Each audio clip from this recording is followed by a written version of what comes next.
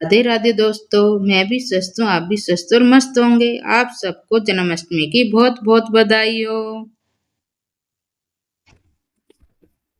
मथुरा नगरी प्राचीन काल में यदुवंश की राजधानी थी। यहाँ के राजा उग्रसेन एक न्यायप्रिय शासक थे, लेकिन उनके पुत्र कंस अत्यंत बलवान और महत्वाकांक्षी था। शक्ति और लालच के कारण कंस ने अपने ही पिता को कैद करके मथुरा का राजा बन बैठा। उग्रसेन की पुत्री का नाम देवकी था। कंस अपनी बहन देवकी से बहुत प्यार करता था। देवकी का विवाह मथुरा के यदुवंशी वसुदेव के साथ हुआ। विवाह के समय कंस स्वयं रथ हाँक कर अपनी बहन को ससुराल पहुंचा रहा था। छोड़ने जाते समय रास्ते में आकाशवाणी हुई कि हे कंस, जिस बहन को तू इतने प्रेम से विदा कर रहा है, उसी का 8वां पुत्र तेरा श्रृंगार करेगा। यह सुनते ही कंस क्रोधित और भयभीत होकर देवकी को मारने चला, पर वासुदेव ने वचन दिया कि वे देवकी के सभी संतानों को कंस को सौंप देंगे। कंस ने यह शर्त मानकर दोनों को मथुरा के कारागार में कैद कर दिया।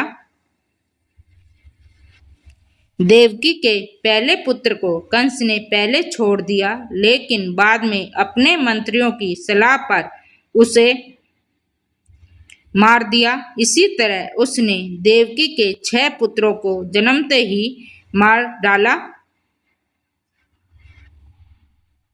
अपने पुत्रों की मृत्यु से देवकी बहुत दुखी हुई। इधर कंस का अत्याचार बढ़ता ही जा रहा था।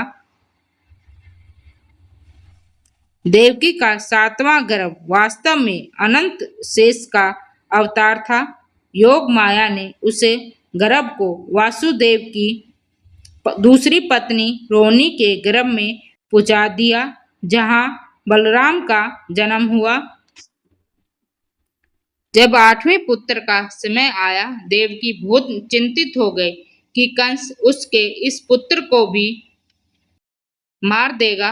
तो 4 भुजाओं में शंख, चक्र, गदा और पद्म धारण किए भगवान विष्णु स्वयं देवकी और वासुदेव के सामने प्रकट होकर कहा कि मैं धर्म की स्थापना और अधर्म के विनाश के लिए आपके गर्भ से अवतरित हो रहा हूँ। मेरा जन्म होते ही मुझे गोकुल ले जाकर नंद यशोदा के पास छोड़ाना, वहां जन्मी कन्या को यहाँ ले आना। भाद्रपद मास की कृष्ण पक्ष की अष्टमी रोहिणी नक्षत्र में आधी रात के समय देवकी ने एक दिव्य शिशु को जन्म दिया। उस समय कारागार के द्वार अपने आप खुल गए। पहरेदार गहरी नींद में सो गए। वासुदेव की सारी बेड़ियां टूट गई और उस समय चारों ओर घनघोर अंधकार व मूसलधार वर्षा हो रही थी।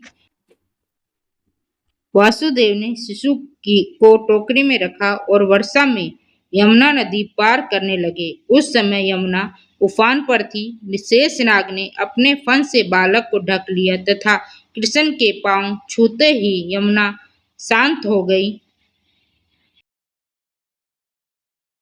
उधर गोकुल में नंद बाबा और यशोदा के यहाँ उसी रात एक कन्या ने जन्म लिया। वासुदेव ने कृष्ण को वहां छोड़ दिया और कन्या को मथुरा ले आए।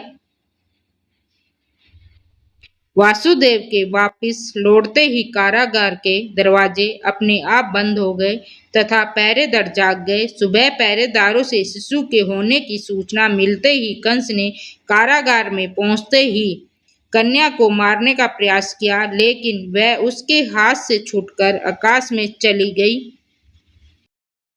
और 8 भुजाओं वाली देवी बनकर बोली, हे कंस, तेरा शत्रु जन्म ले चुका है और किसी सुरक्षित स्थान पर है। यह सुनकर कंस क्रोध से भर गया और कृष्ण को ढूंढने के लिए अपने दूतों को चारों दिशाओं में भेज दिया। इधर गोकुल में नंद के घर पुत्र होने की पर खुशी मनाई गई। इस दिन को जन्माष्टमी के रूप में मनाया जाता है। कंस ने कृष्ण को मारने के लिए अनेक राक्षसों को भेजा। कृष्ण ने उन सभी को मार दिया। जब कृष्ण बड़े हुए तो उन्होंने अपने अत्याचारी मामा कंस का वध कर दिया और अपने नाना उग्रसेन को गद्दी पर बिठाया। अत्याचारी कंस की मौत पर सबने खुशियां मनाई। अगर ये वीडियो आपको पसंद आए तो लाइक, सब्सक्राइब एंड शेयर करें।